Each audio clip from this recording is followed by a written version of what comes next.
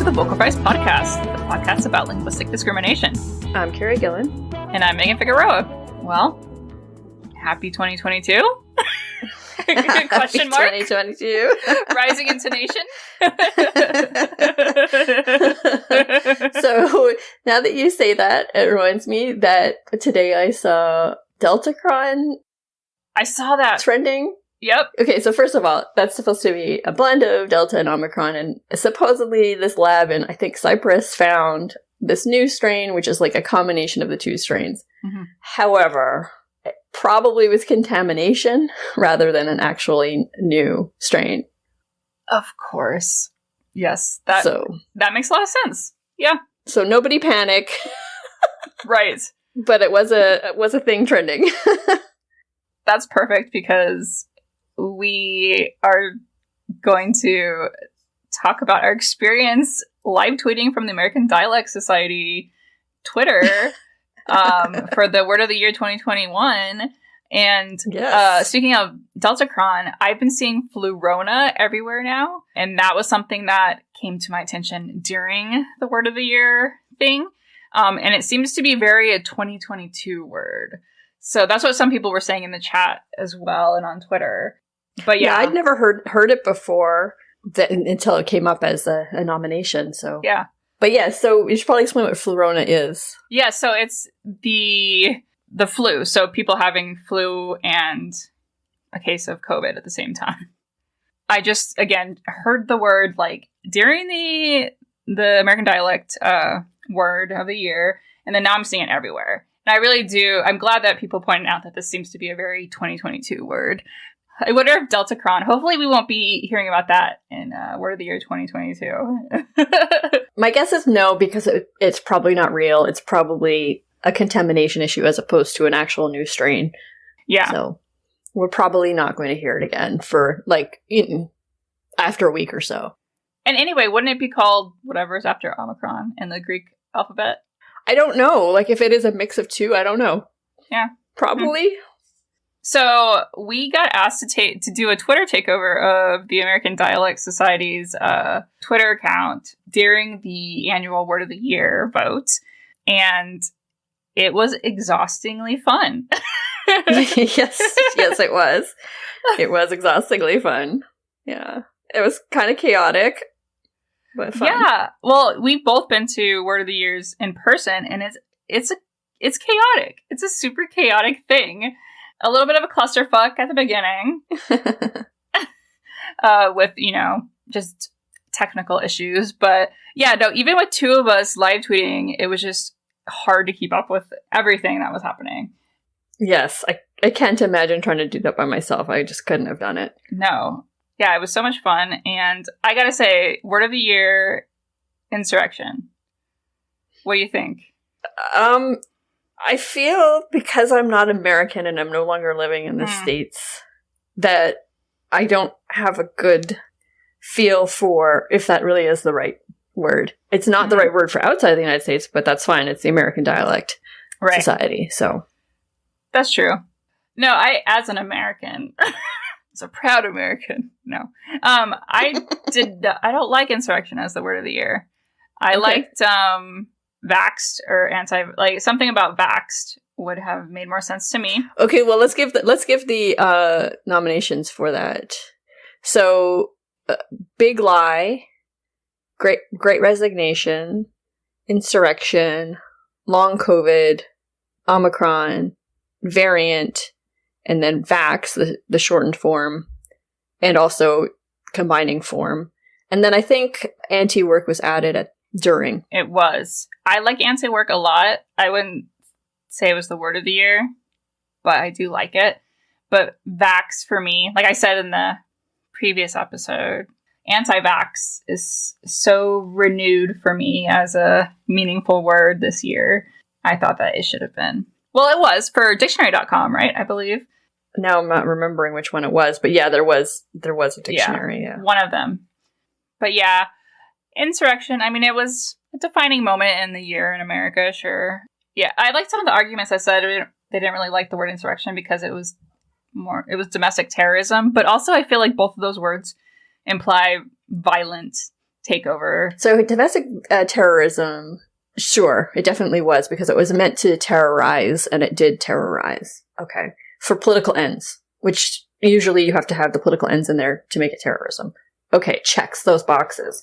But it doesn't really say what type of terrorism it is, right? Insurrection, I think, actually does get at the heart of, like, what was actually going on. Like, it was an attempted coup. Insurrection is that, not... Is that part of the definition? I mean, I think so. I think it's a political... Yeah, right? Mm-hmm. Insurrection? I'm gonna look it up, actually. Yeah. Okay, so it's a violent uprising against an authority or government. So yeah, it's, that if you just say domestic terrorism, you don't get that aspect that it was against a government. Right. Because domestic terrorism can be against groups of people. It could be, you blow up an oil line or something, which is still against an authority, I guess, but it's not, it doesn't have this was against the government, this was trying to overthrow the government kind of feel, whereas an insurrection does have that feel. So yeah. I think if you're going to go for a word that's about that, it does have to be something more along the lines of insurrection as opposed to domestic terrorism. I like that. But still, as word of the year, as an American, I don't know. I don't know about that. And the Great Resignation, I'm really glad that didn't work out, because I actually kind of think that that's going to be more important this year. I mean, possibly. Maybe. We'll see. We'll see. Audie Cordish just left NPR, and she actually, her tweet about it said, I'm following in the Great Resignation, or I'm one of the people in the... It's true, but she was talking about a bunch of people who had also done that last year. That's true. Good point. Yeah. A couple of Word of the Year's nominations and winners that was really fun, I thought. And I wanted to quote Dr. Katie Carmichael on #FreeBritney as the digital word of the year, because she tweeted, or she said in the in the session that, I guess I'm not quoting her, I'm paraphrasing that Free Britney should win because Britney was free and now she's out there in the world posting nude selfies, and that's just fantastic. And so I thought that was really funny. Free Britney did win. And yeah, I thought that made sense. So that was nice to have Free Britney when I felt like all of the other words of the year, it was just, even in the nominating session, you try to get away from words that were related to COVID. It's just so hard. Yeah. So it felt like all the other ones were quite depressing. Well, okay, so it depended on the category, but I thought in the digital category that there were some, fun ones, right? So Bones Day or No Bones Day, which I'm obviously a fan of. Free Britney, Horny Jail, and Parasocial. I thought those were all really fun. Yeah, Parasocial, yeah, and not necessarily COVID related. Word of the year, it's a chaotic mess, and it's a fun mess. It was a lot of fun. I'm glad that Grant asked us to do it. Yes. What was your favorite, not the word of the year, but like any of the other options? Like most likely to succeed, or... Yeah. Anti-work, definitely. Anti-work, I think, includes the working class, whereas the Great Resignation does not. It's complete erasure of the working class. So, yes, I very much love the word anti-work, and I think was it most likely to succeed? Okay, yes, it was the most likely to succeed, anti-work. Yes, I totally agree with that. Certainly the idea of anti-work or of doing something about your position in your lot in life is going to be relevant this year. What about you? I think it's anti-work for me as well. Yeah, it's a good word. And it's what we need to... I like the concept behind it too. It's not just the word. It's not the word form. It's the whole thing. Yeah, it's a new way of thinking about life. Mm-hmm. And this big shift that needs to happen, I'm really hoping actually does happen now. Me too. Yeah. No, I'm a little bit worried that the capitalist forces are going to win the day, as they almost always do. Well, anyway, #anti-work. At least take all the restful time that you're allowed to take. Please take it. Yes, I know. Don't give your companies free labor. I know. Well, Patreon is a thing we have. Patreon is a thing that we have, yes. Yes. Thank you to all of our supporters who have supported us all these years. Yes. Yeah. If you're not yet a supporter, you can become one at www.patreon.com/vocalfriespod. And we have all kinds of things, stickers and bonus episodes and even a mug. Yeah. And the latest bonus episode is a video episode with our interview with Mara Wilson, which is fun. Yeah. Yeah. So if you're interested in hearing even more about what we talked about, then yes, give it a listen. And to the interview, we talk about the languages of Spain. Yeah. Enjoy.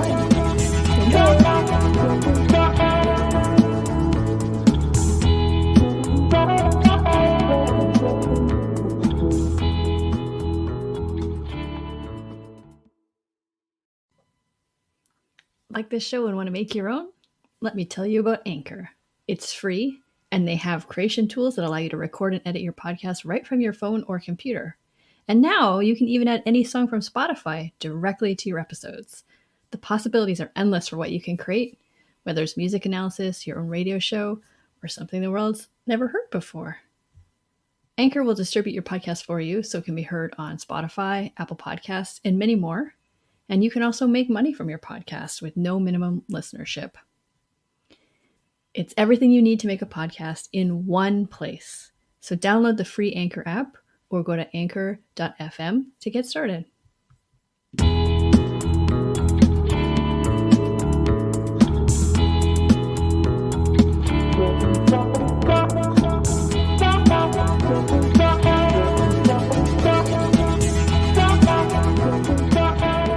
We're excited to have Dr. Enrico Torre, who is a content creator, event planner, proofreader, translator, data linguist, and language tutor for English, Italian, and Spanish.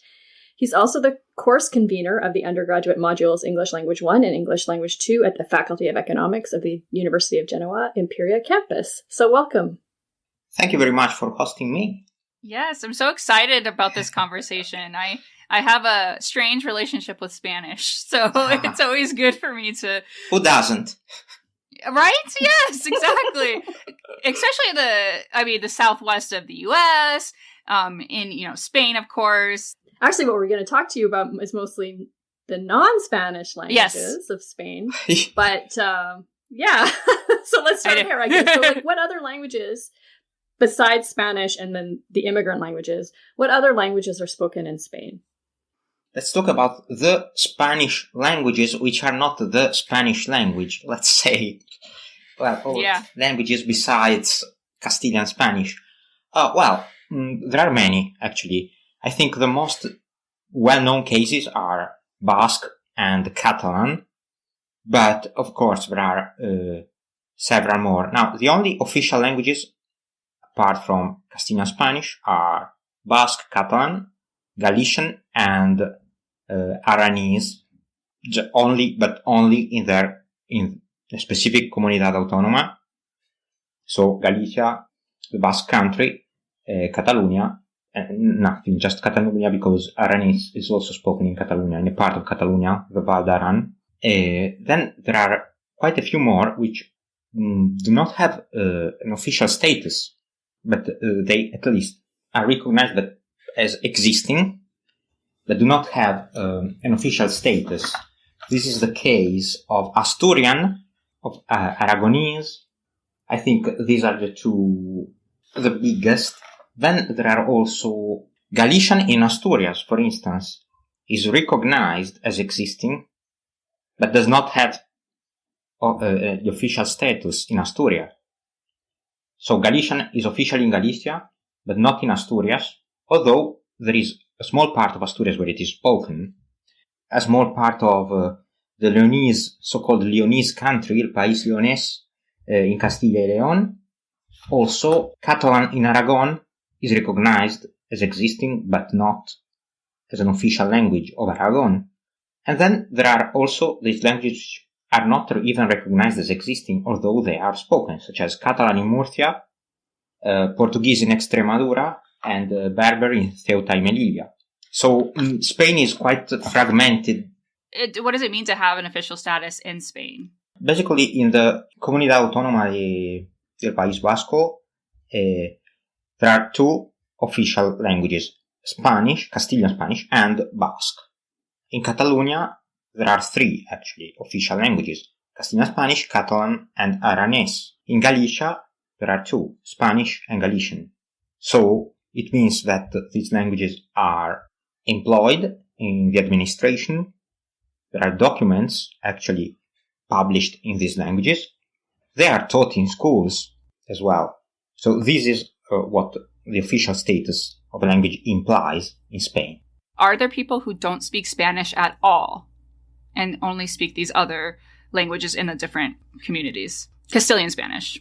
I think it's difficult. I mean, for sure, in Galicia, for instance, there are areas where Spanish is almost never spoken, as in some small sea towns in the Costa da Morte, but I don't know if you can really say that local people don't know Spanish. They just don't use it on a regular basis in their daily life, but I don't know. I don't know if somebody can really afford not to be able to speak Spanish in Spain. I'm not sure about this. Actually, it is the most commonly used, most frequently used language even in the Basque country, in the biggest cities, in the largest cities. But nowadays, I think also in Barcelona, it has overcome Catalan. I'm not sure. I don't have any quantitative data, but I think that's the tendency. That's the trend for Spanish to replace all other languages, at least in cities, but I think slowly even in the rest of the country. So do you speak any of these other languages? Well, I speak Galician quite well. Then I can understand text written in Asturian or in Leonese, or basically in the neighboring languages, but I can't really speak them. So I bring in Castilian Spanish, just thinking about what's happening here in the US. I wonder, is it the same in Spain where urban centers versus rural, is there a prejudice between the language variety that's spoken in rural areas versus urban centers, even if it's the exact same language, but it's, the dialect or whatever you want to call it is different? For instance, I think the situation in Galicia is very interesting because Galician is spoken on the one hand by people who live in rural areas, so in the countryside, or in small sea towns, mostly by fishermen. And on the other hand, it is spoken by intellectuals, philologists, university professors, even writers who are quite well known, even outside Galicia and Spain, such as, Manuel Rivas, I think, is most famous. It seems that it is mostly the urban middle class that rejects the autochthonous language. In the largest cities in Galicia, Vigo and A Coruña, it's very rare to hear somebody speaking Galician. Actually, it happened to me quite a few times when I lived in A Coruña to enter a bar or a shop and ask something in Galician and actually been attended in Spanish. Once I was also asked, why are you talking Portuguese? Why are you speaking Portuguese? So why is it that the middle class rejects the other non-Spanish languages, do you think? I'm not sure, but I think there may be a few issues. On the one hand, in history, there's always been a sort of prejudice toward Galicia, its language and its people. Cervantes used very harsh words toward Galician. Lope de Vega as well. And, Spanish has always been associated with better opportunities for the future. You would have the chance to have more jobs and also to move away, to go and live in Madrid. All these. So, in a sense, language was also seen as the Spanish language as a way to like improve your life, to climb the social ladder. And so, in a sense, Spanish was the modern language which could open doors for you, whereas Galician was more like, language spoken by the elderly, by people in the countryside. There was this sort of prejudice, this stigma, which is unfortunately alive and well, let's say. Is there any language revitalization planning going on right now? In principle, yes. I mean, Galician is still taught at schools. It's taught in schools. If you are going to be attended by the National Health Service in Galicia, you will fill in documents in Galician. So the language is there, it's present, but it's just it's losing speakers, let's say. It's not that nobody's using it. Somebody still is, and even in the cities, some people still use it, but it's just a matter of numbers. These are very small numbers.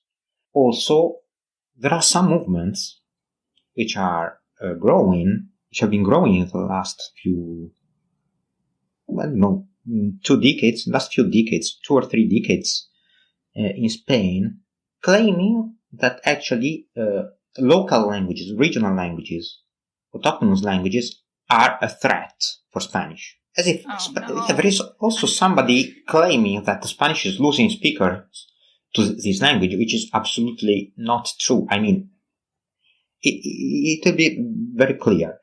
Whenever you walk in a city, in Galicia, you will see that everybody is speaking Spanish all the time, almost all the time. So this is a blatant lie. But there is also a movement an association called Galicia Bilingue, which, despite its name, Bilingual Galicia, means that children in schools should only learn Spanish.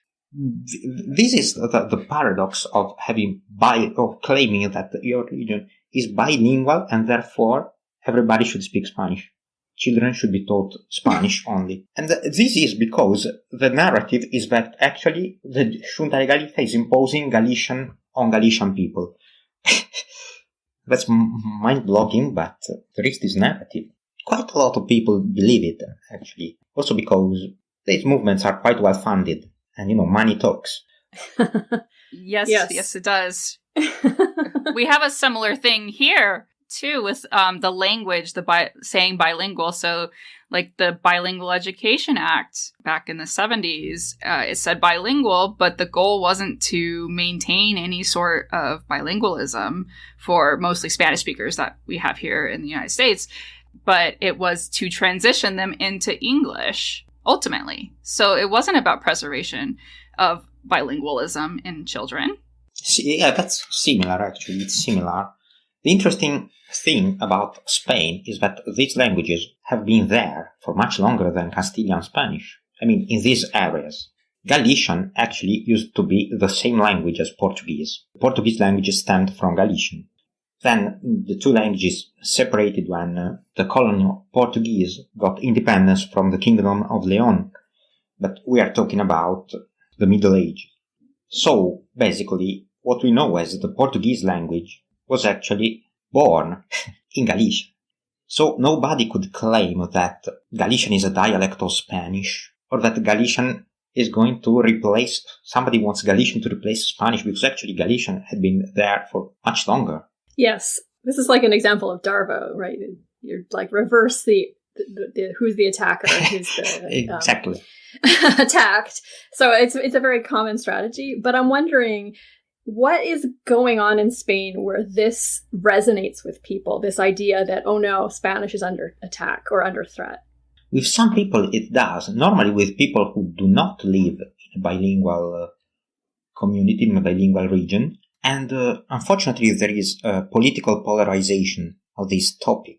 Because normally people on the very right, far right, tend to claim that these languages are a threat, that these languages are artificial, all these things. and that basically all the countries should just speak Spanish, or that, investing in learning these languages, teaching these languages is a waste of money, which should be spent on more urgent issues and all of these. On the other hand, often it is only parties on the far left advocating for the use of these languages, and this may create this association, which is absurd. It's totally false, but that if you speak this language, you are a communist or however, independentist or on the far left. While actually you can speak Galician and be right-wing. That has nothing to do with politics, but here there is this disingenuous move from both the far right on the one hand and the far left on the other hand to claim you should have this idea, you should also speak this language. Basically, I think nobody can really lose anything in learning another language. That will not harm your knowledge of Spanish. Knowing Galician will not harm your knowledge of Spanish. Knowing Asturian will not harm your knowledge of Spanish. You will just know two languages rather than one. Right. Exactly. Yep. It can only be better. And thank you so much for bringing up that point of politics, because it's a really good point. And I think it's relevant probably everywhere. But the idea that X thing is related to the right or X thing is related to the left really does get people mobilized. And it's just, like you said, disingenuous. And that's just a really important thing, I think, for us to keep in mind, like everyone keep in mind moving forward when we think about language and how that plays out in politics or in our laws. It's really important. So thank you. Yes. So speaking of the laws, so you brought up education, that in the areas where a language is co-official, it is taught. Is it taught like throughout all the grades, or is it a subset of grades? What is the status exactly? Well, that depends. At school, it is taught, but of course, there will be some subjects taught in Spanish, some subjects taught in Galician. I don't know if there are even some subjects taught in English. At university, I know that it depends, but most often, especially in STEMs, education is offered in Spanish. Basically, I know that in biology, for instance, virtually all subjects are taught in Spanish. And, this is something which has some impact because you will associate technology, science, and computer science, all these with other languages. So it will be Spanish, it will be English, maybe even more than Spanish.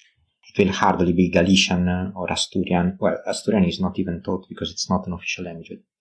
It will hardly be Galician, it will hardly be Basque. I think Catalan is in a better situation because of the political and cultural and economic, especially economic weight of Barcelona. But even there, the trend seems to be toward Castilianization. And I'm thinking, too, as just an ignorant American, I thought Barcelona was, I think of Spanish.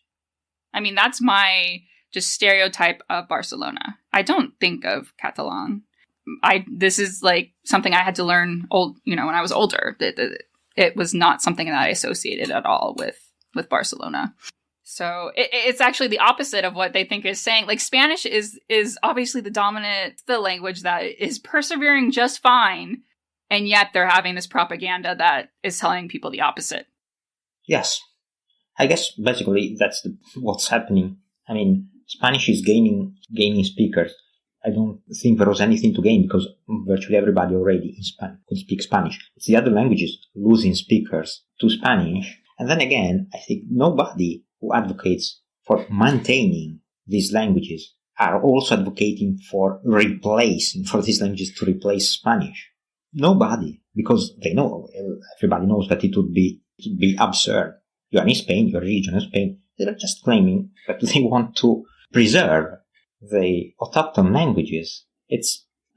So many centuries of history in these languages. There is also a lot of literature, written literature. This has nothing to detract from Spanish and the importance of Spanish. Nobody would ever deny it. I mean, the importance of Spanish in Spain should be quite obvious, just common sense. And going back to the children, are they entering schools with, like, in Galicia, speaking mostly Galician, and then they learn Spanish in school? Well, that depends. I think children, small children from rural areas may actually already speak Galician. Those from the cities, probably less so. 1 year and a half ago, and I was still in Galicia, my last weeks in Galicia, I traveled down from Coruña to Vigo to meet a teacher of Galician, a girl who teaches Galician at the secondary school in Vigo. She told me, well, her words were, the situation of Galician in Vigo is, well, non-existent. Vigo is the largest and most populated city in Galicia. And she told me quite a lot well, she's originally from the Terracha, which is in the hinterland, and it's an area where Galician is quite spoken. Well, it's doing pretty well. It's already fine in that area. But then she told me that when she arrived in Vigo, she had to often justify herself for speaking Galician, because you go in the center of the large cities and it's just taken for granted that you will speak Spanish. For children, yeah, that depends. The saddest thing is that some children seems to be taught in the family that somehow somebody who speaks Galician is kind of intellectually inferior to somebody who grows speaking Spanish. And this girl mentioned one of her pupils who told her, oh, that's so strange that a woman who speaks English, who knows English, in her daily life speaks Galician. Like, if you speak Galician, if you grow up speaking Galician, you don't learn English. How can you? Of course you can. I mean, that has nothing to do with your intellectual abilities. It's just the language you grow up with. Wow, that's brutal. That's a new one to me. It is, and actually the thing is that this language, Galician, is still quite similar to Portuguese. Nobody ever would even dream of saying such a thing of Portuguese, because of course it's one of the most widely spoken languages in the world.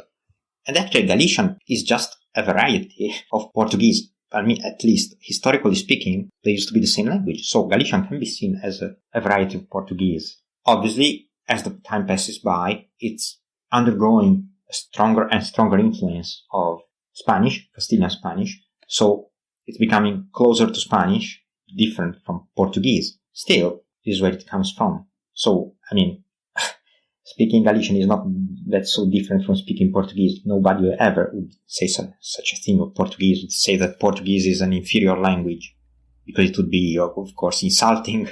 This is a reminder that it's not about the language, because all languages are linguistically equivalent. So there's no reason to say that a child growing up speaking one language is going to somehow be intellectually inferior because of that language. So it's all about, the stereotypes, the ideas we have about the people. Yeah, of course. So how many speakers of Galician are there? Officially, I think 3 million. The thing is that I don't know how many of them speak Galician as their first language, how many of them actually use it on a daily basis.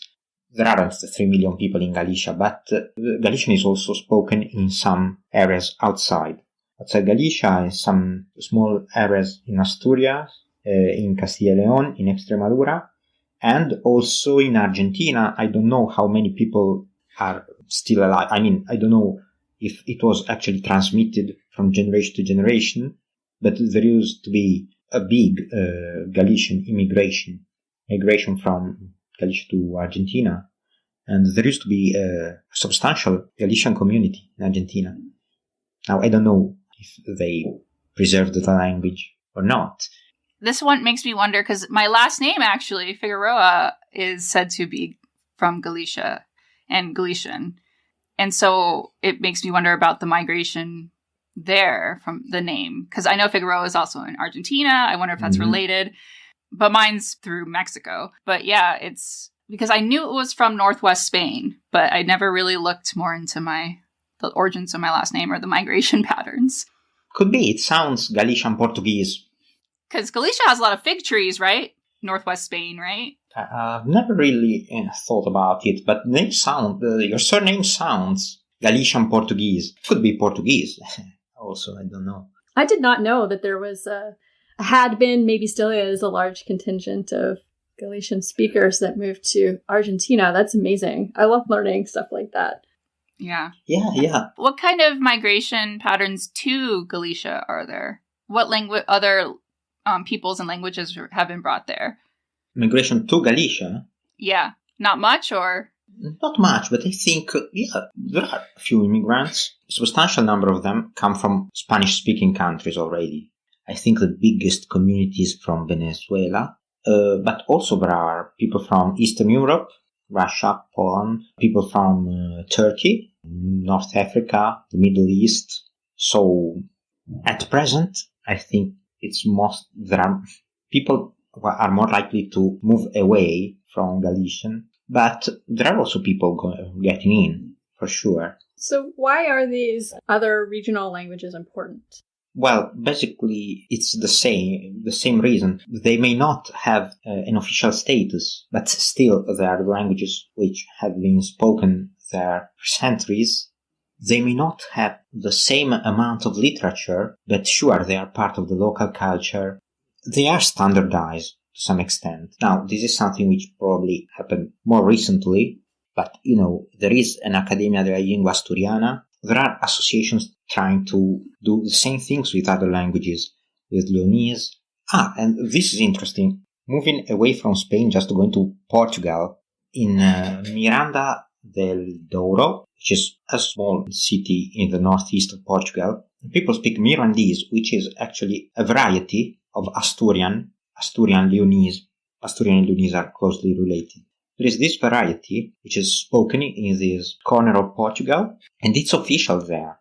So it's interesting because Asturian and Leonese don't have the official status in Spain, in Asturias, in Castilla y León, in the regions where these languages come from, but this variety does have the official status in Portugal. So why is that? Why is Portugal better on the score for this language than Spain? I'm not sure. I can be, I think, quite sure that Portugal doesn't feel threatened.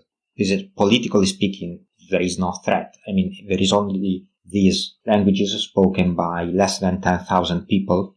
So I don't think Portugal would ever feel afraid. There is no history of independentism in Portugal, as far as I know. Well, it shows how political it is, right? Unfortunately, yes, it is. These linguistic wars are often political wars. Absolutely. A game of chess, and that's sad because, everybody should just be free to speak the language they prefer. And that has nothing to do with the language. Well, your political belief. Language has nothing to do with your political beliefs. Actually, we know that there were polyglots who were actually right-wing and conservative in their beliefs. And we can think of Tolkien, J.R.R. Tolkien, or Enoch Powell, people who could speak 7 or 8 languages, and yet they held very conservative views. So, I mean, why? You don't have to be afraid that you will become a communist if you speak Galician or...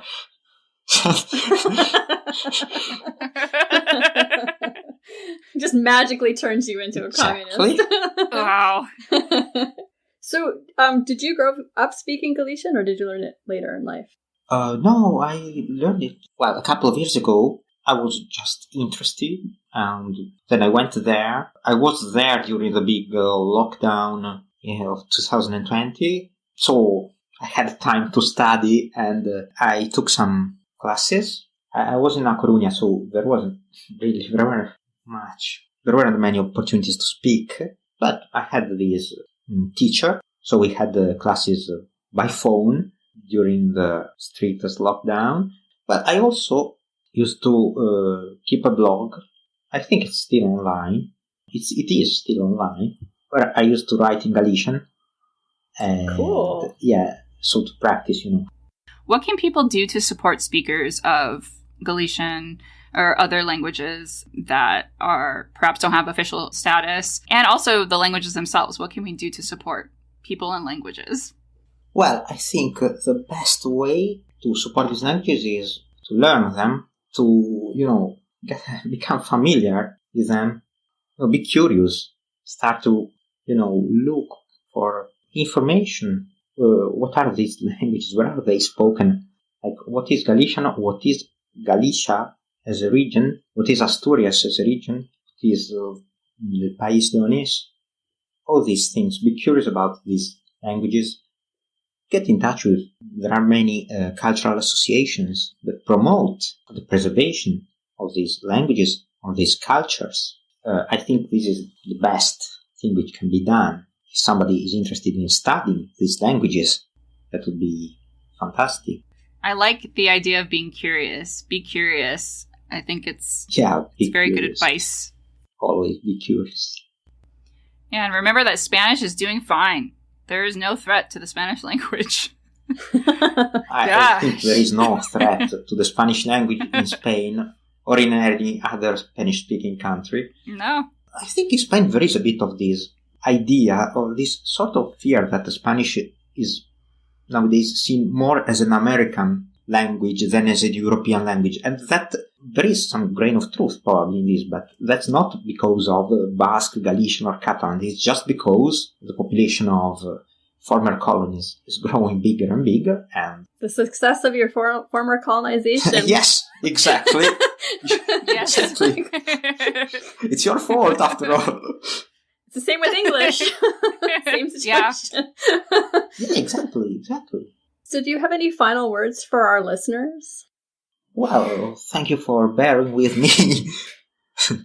What I may say is that last May we had a workshop in, it was held online, but it was supposed to be in Genoa as part of a conference, which was actually in the end held online. So there was this workshop on these languages.